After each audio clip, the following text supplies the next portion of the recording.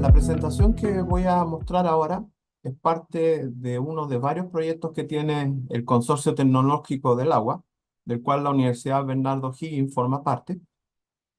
y específicamente forma parte del proyecto número 9, que entre uno de sus objetivos planteaba la caracterización del acuífero de Paine, zona que se ha visto bueno, hoy día está en estudio, pero se ha visto muy afectada por lo que ha sido esta gran mega sequía que ha afectado a la zona central de Chile.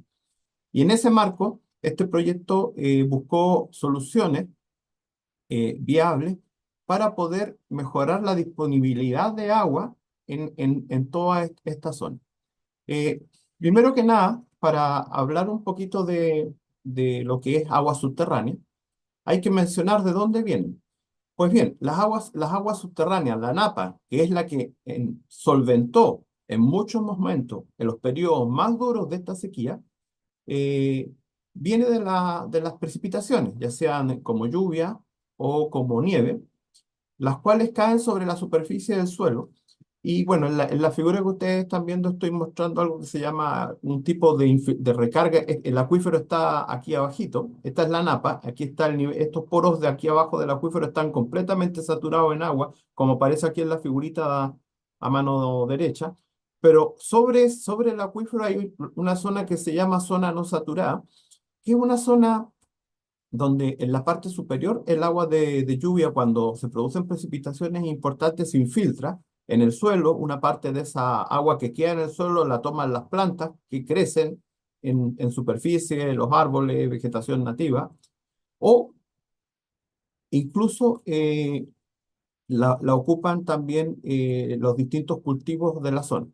Pero otra parte de esa agua que no captan las plantas, el exceso de agua que podríamos llamar, que se llama recarga, es el agua que pasa a esta zona de donde está la zona radicular, y bueno, en algún momento se infiltra por lo que se llama la zona de transición de la zona nasoternal, hasta que en algún momento desfasado en el tiempo, por supuesto, desde que se producen las precipitaciones y dependiendo del espesor de esta zona de transición, llegan a la napa y en esta figura, como muestro esta flechita aquí, hacen que suban los niveles de agua de la napa.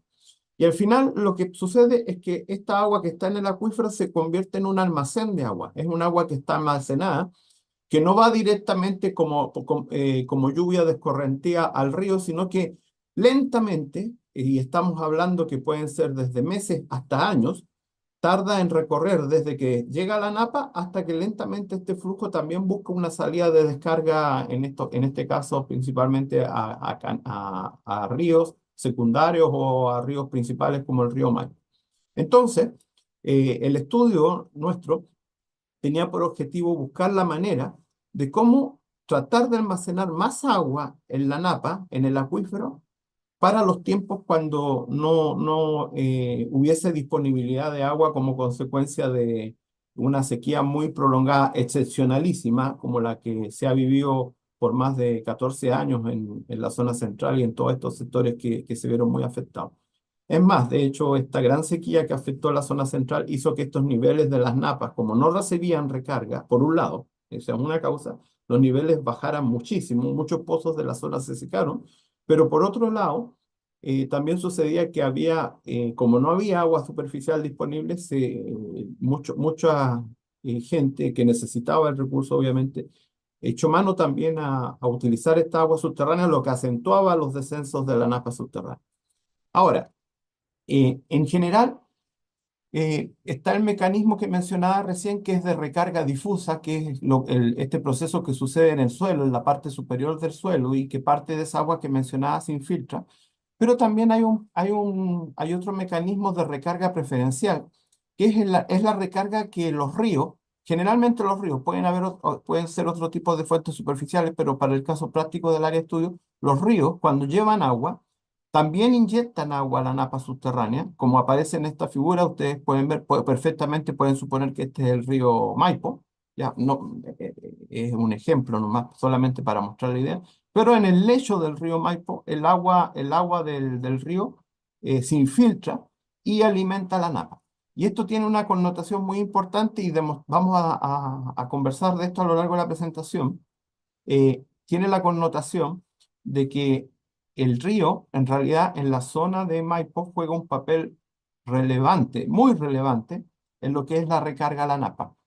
Vamos a mostrar que lo que es recarga por precipitaciones en general es muy bajita. De hecho, es una zona semiárida, esta zona, entonces,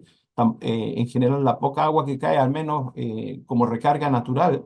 es muy poca y es mucha el agua de río. Y otra recarga más que la voy a mencionar a lo largo de la presentación,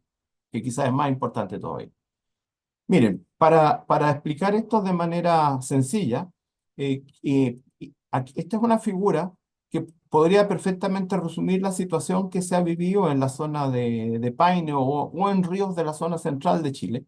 donde, por ejemplo, tenemos agua que proviene de las altas cordilleras, como aparece en esta figura, donde cae mayor cantidad de precipitaciones, ya sea de manera de nieve o de agua, de lluvia, derechamente, y esta agua circula por los ríos que bajan de la alta cordillera y entran en este caso en la cuenca de Santiago, en el valle, en la zona del Valle Central. Y bueno, como ustedes pueden ver, este es un sistema natural no intervenido, donde acá tenemos esta zona que yo les mencionaba de no saturada, ¿ya? Donde los árboles, por ejemplo, es muy típico que cerca de los ríos los niveles freáticos estén muy cerca de la superficie del suelo. Y bueno, las raíces de los mismos a veces incluso alcanzan el nivel freático, la zona donde los poros están completamente saturados de agua, y por eso es muy típico en zonas semiáridas, la zona central de Chile, ver muchos árboles alrededor del río. ¿Por qué? Porque estos árboles, sus raíces son plantas freatofitas, o sea, alcanzan el nivel freático, se abastecen de agua ahí mismo. Pero ya si nos vamos alejando del río, los espesores de la zona no saturada pueden ser más grandes y las raíces ya no alcanzan a captar agua directamente desde la napa y bueno, ya su sostenimiento depende de otras circunstancias, riego, etcétera, que pueden ser muy diversas. Ahora, este sistema natural en equilibrio inclusive muestra una particularidad, que hay recarga en esta zona del Valle Central y esa recarga hace que los niveles freáticos incluso estén más por sobre el nivel del río y por lo tanto en este caso el acuífero es el que alimenta al río. Parte del agua del acuífero que se recarga por precipitación en una recarga difusa, como mostré en la lámina, en la primera lámina, hace que haya niveles energéticos más importantes de agua en esta zona y por lo tanto el agua se desplace hacia el río y por lo tanto a medida que avanza el río su caudal crece. Esto, insisto, en una condición de medio natural no intervenible. Pero lo normal es que suceda que existan pozos que se explotan para extraer agua. Y estas extracciones de agua de captaciones hacen que el nivel freático, este nivel de la zona saturada, no saturada, la zona donde desde aquí hacia abajo los poros están completamente saturados, desciendan como consecuencia de la explotación, ya sea desde sondeo, pozos profundos, o desde norias que pueden tener algunas decenas de metros incluso. Esto en un sistema bien gestionado se puede hacer perfectamente, se puede regular, explotar agua, inclusive explotando cierta cantidad de agua, todavía en este esquema que muestro aquí, todavía es capaz de abastecer de agua al río, o sea, el río se va a mantener relativamente sano. Pero, sí, bueno, aquí de hecho estoy poniendo en esta figura población, aumenta la población, aumentan los campos de cultivo, hay más necesidades de riego, se necesita más agua. Pues bien, en este caso ya comienzan a haber problemas porque los niveles freáticos descienden mucho, sobre todo si, aquí ya no estoy poniendo nubes tampoco, sobre todo si estamos en un periodo de sequía, ya no hay esta recarga difusa que mencionaba en la primera lámina y si más encima agregamos que como no hay agua disponible eh, en niveles próximos a la superficie del suelo, los pozos cada vez los se construyen de manera más profunda, cada vez son más pozos para satisfacer las necesidades de la sociedad en sus distintos ámbitos, por lo tanto los niveles ya descienden a niveles bastante importantes y como ustedes pueden ver en esta figura ya el río dejó de ser ganador, sino que al contrario, el agua del río pasa a alimentar la napa subterránea y a su vez esa agua del río que pasa a alimentar la napa es extraída por los pozos y utilizada. O sea, es un circuito donde se sacó una parte del almacenamiento importante de la napa y además se está haciendo que los caudales del río puedan descender y de hecho pueden descender de manera significativa a tal punto que podemos llegar a una situación relativamente crítica, donde el caudal del río se ve muy mermado por la extracción de agua subterránea. Eh, no quiero hacer una analogía directa con la situación que se vivió hasta hace poco, hasta hace un año atrás nomás en la zona del entorno del río Maipo, pero los caudales se vieron muy mermados y no se vieron mermados solo por la explotación, eso hay que aclararlo, no se vieron mermados solo por la explotación intensiva del agua de la Napa, sino que además la zona de recarga del río, que era la alta cordillera donde nevaba mucho y en época de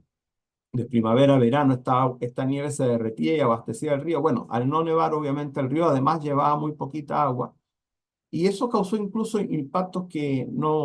fueron impredecibles en su momento y que después se fueron viendo incluso esto con otros colegas que con los que trabajamos en este proyecto, como José Luis Arumi, pudimos ir a terreno, ver, incluso, bueno, lamentablemente no traigo fotos en esta presentación, pero pudimos ver que el lecho del río al llevar muy poca agua, al tener muy poco nivel energético, como es el río Maipo, con un caudal muy torrencial, de alta energía, al perder esa capacidad, empezó a no movilizar sedimentos, a depositar muchos materiales finos en el lecho, lo que además hacía de que esta parte de la base del río se llenase de materiales muy finos, arenas finas, limos, y esto impermeabilizaba además esta infiltración de agua desde el río hacia la napa, lo que, claro, todo parece que iba conspirando para que al final los niveles de la napa siguieran bajando y es probable, y esto es solo una hipótesis, pero es muy posible que haya sucedido porque los niveles de la napa bajaron mucho, incluso demasiado para un sistema sostenido en el cual incluso existía la explotación de agua desde pozos, como ocurrió, que el río se haya desconectado del acuífero. El río simplemente por esta impermeabilización, por la poca cantidad de agua que traía y que en mucha parte también era canalizada en la parte alta del mismo. Y claro, esto ya simplemente llevó a una situación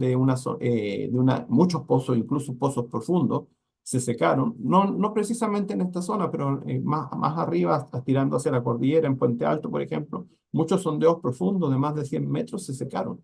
y se secaron porque, claro, los niveles cayeron muy fuerte. En su momento pudimos ver que hasta más de 20 metros bajaron los niveles en una tendencia que generalmente era menos de un metro, bueno, salió aproximadamente más de un metro al año, pero la tendencia era de pocos centímetros en un régimen en pseudoequilibrio. Ahora, esta situación que he mostrado es una situación que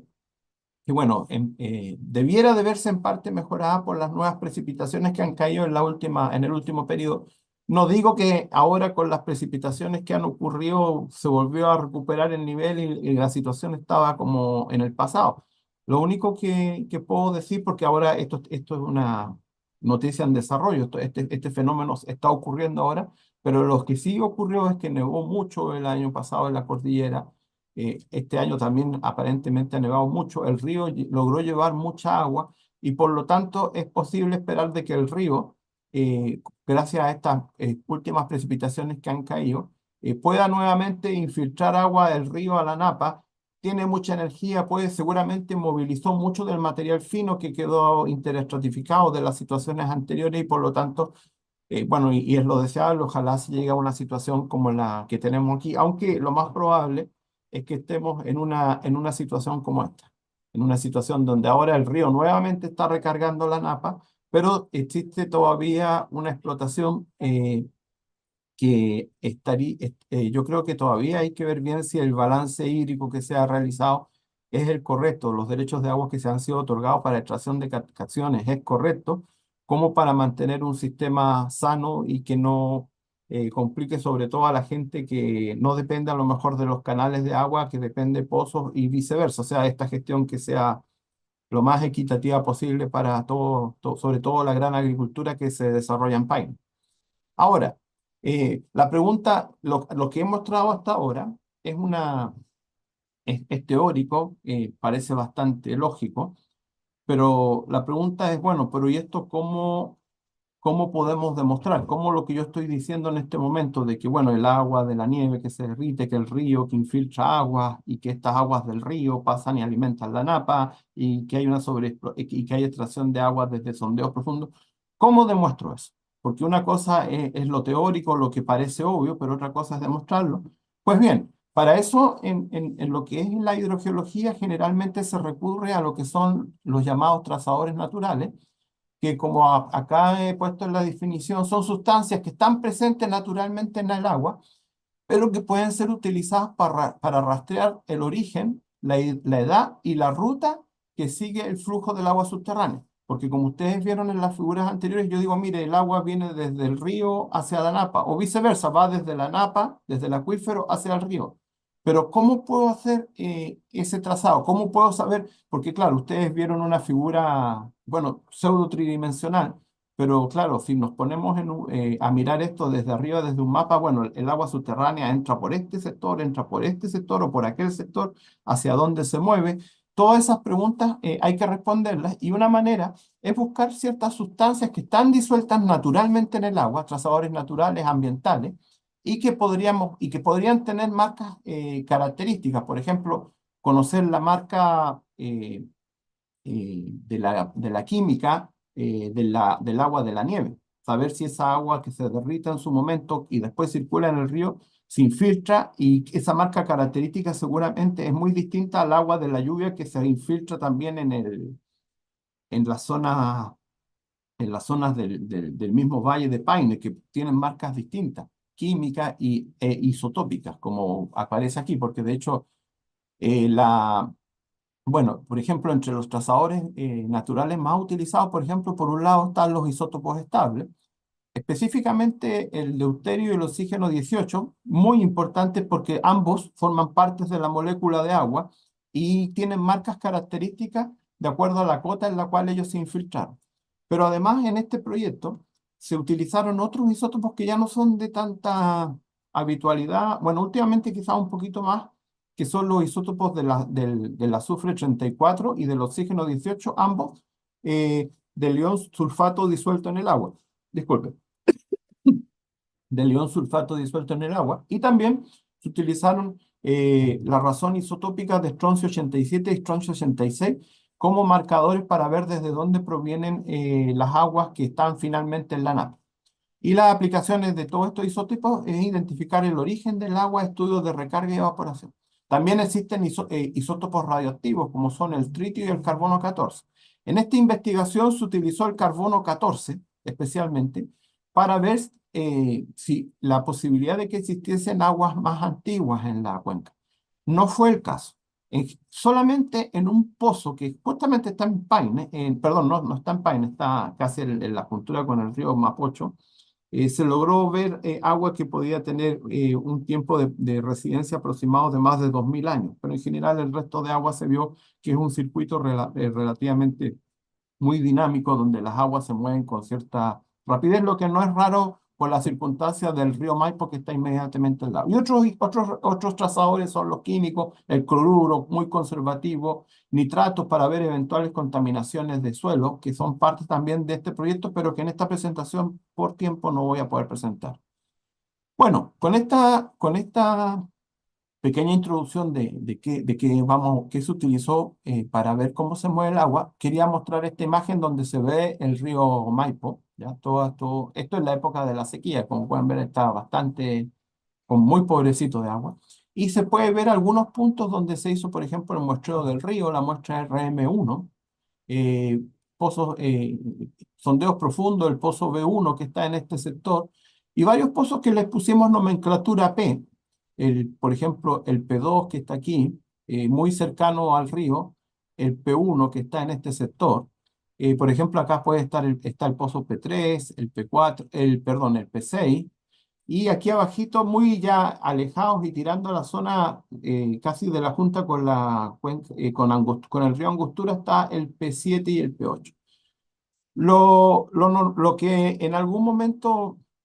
pensábamos era de que bueno, parte de toda el agua que está en este sector, una parte iba a ser importante como aportación del río Angostura y otra parte iba a ser como una parte importante de aportaciones hacia la Napa, que es la Napa es todo lo que está debajo de toda esta zona. Todo lo que está debajo de toda esta zona es la Napa. Y bueno, una parte a lo mejor de recarga que proviniese de este pequeño eh, precordillera, sectores precordilleranos que también alcanzasen como recarga esta zona. Pues bien, en ese contexto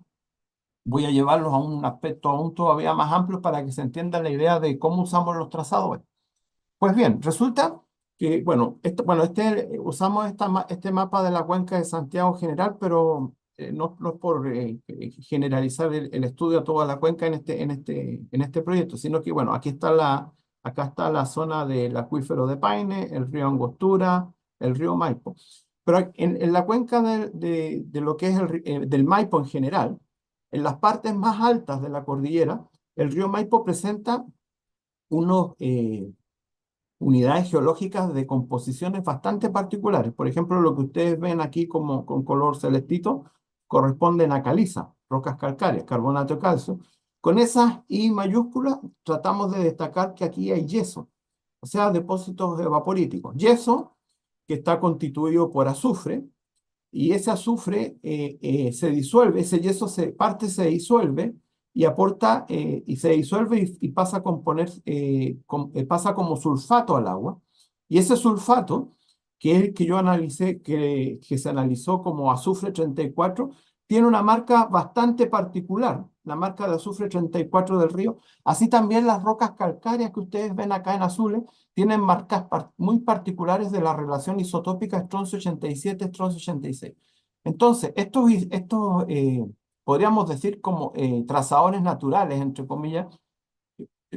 se podría imaginar como alguien que disolvió yeso en cantidades bárbaras y también disolvió caliza en cantidades bárbaras en el agua, esta en el agua del río y esta por el agua del mismo río se moviliza pendiente abajo y bueno, pues bien, llega acá al río Maipo con una marca bastante particular de que le aportó el yeso y que le aportó la caliza, en este caso, insisto, en el estroncio. Y bueno, ese es ambos trazadores, tanto el azufre 34 y el oxígeno 18, el sulfato disuelto, dígase yeso, o el estroncio 87, 86, dígase lo que hay acá de marca de las calizas, que se disolvió en el agua del río y finalmente alcanza el Valle del Maipo. Pues bien, se empieza uno a hacer la búsqueda de, bueno, ¿dónde están esas marcas de ambos isótopos en el acuífero el acuífero de Paine, que es todo este sector, insisto? Y bueno, en ese sentido, bueno, y antes de mostrar eso, también decir que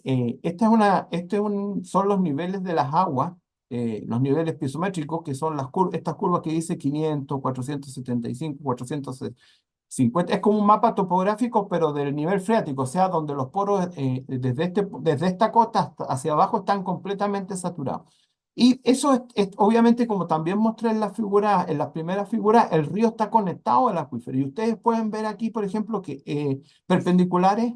a estas curvas se pueden trazar algunas líneas de flujo orientativas de cómo se mueve el agua. Y ustedes pueden ver, esto es del año 70, sin hacer isotopía ni nada de eso, ya se puede ver que el agua del río simplemente alimenta de manera muy importante hacia el norte del río Maipo, como también el acuífero de Paine, como también en esta parte, desde este sector se puede ver que si trazásemos, incluso acá no la dibujé, pero una línea de flujo por acá, más o menos, tendría seguiría por esta parte de aquí, ¿ya? Más o menos por aquí. O sea, más o menos hablando la mitad norte del acuífero de Paine, perfectamente podría ser recargado casi en su totalidad por el agua del río Maipo. Pues bien, vamos a ver qué dieron los resultados. Lo del oxígeno 18 de deuterio es bastante particular porque, por ejemplo, aquí tenemos el agua del río Maipo y tenemos algunos pozos, el pozo P3, el pozo P1 y el pozo 4, que los ven aquí, son estos que están de color rosadito claro, estos pocitos que están acá, y el río Maipo. Y por otro lado tenemos otros pozos de la cuenca que son el pozo P7, el P8 y el P1. Y como ustedes pueden ver en la primera figura donde les decía, pues bien, el pozo 2 que es el que está aquí, es un pozo que claramente muestra aguas que han sido recargadas desde el río Maipo. Incluso está el pozo B1, que si vemos en esta figura de marca isotópica, el pozo B1 se me escondió. Ahí está, ahí está, ahí está justamente también. O sea, son aguas claramente recargadas desde el río Maipo. Pero fíjense que también acá está el pozo 1. Y el pozo 1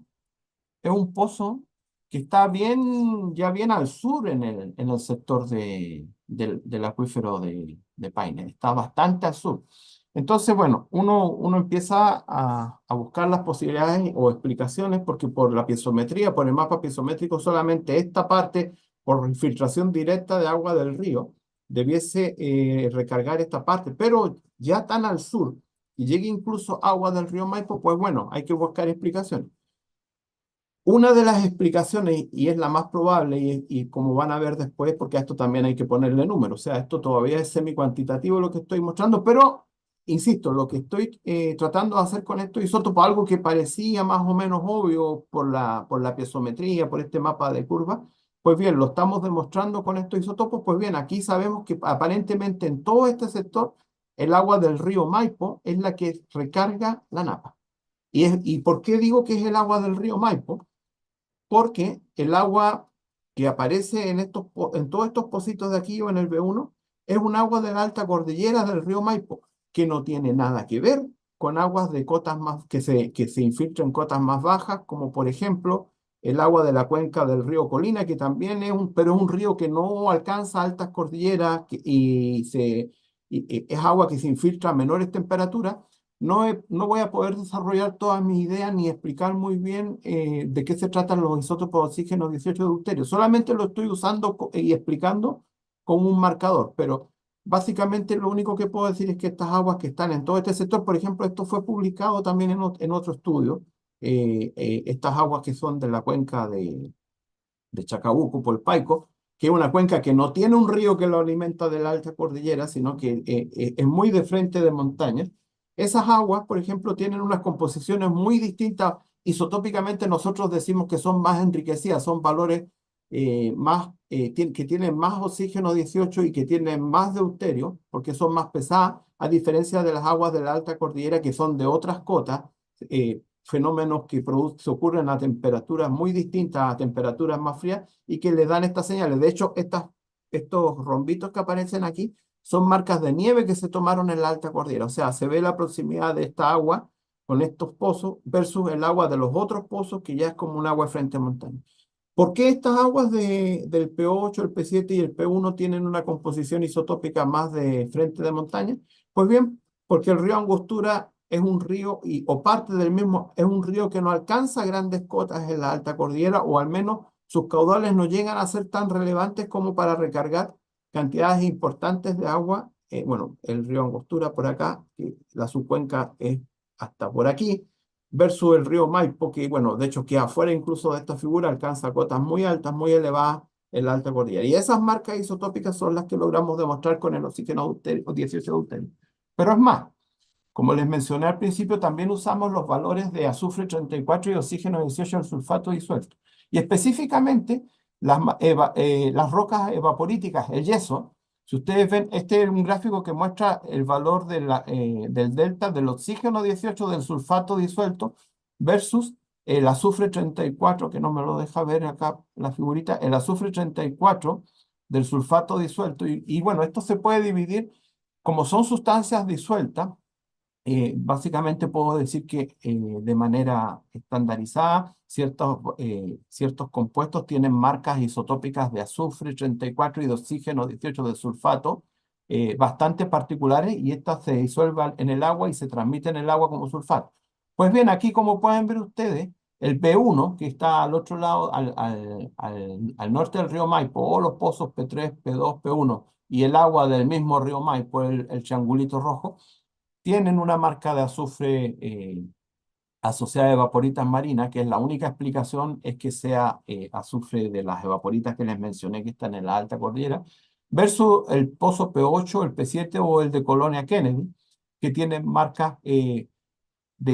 muy distintas asociadas a sulfatos disueltos en el suelo, y en cierta medida aunque esto no está demostrado del todo, pero por ejemplo aquí se agregó un pozo más de un trabajo que realizó Ramón Aravena y Sergio Iriarte en la cuenca del río Mapocho, donde tomaron marcas de azufre 34 del río Mapocho, que estarían asociados a la oxidación de sulfuro. Y bueno, pero independiente de esta muestra se puede ver la clara diferencia de este sulfato que estaría más asociado a sulfato de suelo que se infiltran en el agua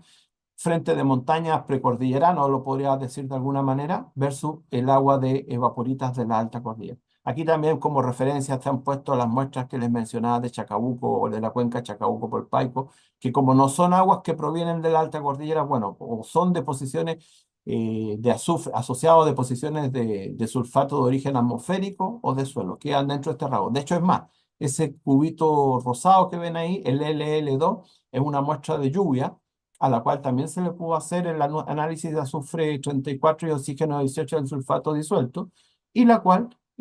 claramente cae dentro de estos rangos o deposición atmosférica o muy cercanos al sulfato disuelto. También, por último, quiero mostrarles lo que les mencionaba de la relación isotópica de estroncio 87 estroncio 86 versus la relación 1 partido por estroncio para ver estos grupos de agua. Por ejemplo, el río Maipo, que está aquí, que tiene unos valores de la eh, unos valores de la relación estroncio 87, estroncio 86 muy altos, y asociados justamente acá debajo están puestas las rocas de las formaciones calcáreas que les mencionaba que están en la parte alta de la cordillera, como es la formación Los Valdez o la formación Río Colina, versus las aguas que están en los pozos P7, Colonia Kennedy o el pozo P8, que están al sur del acuífero de Paine,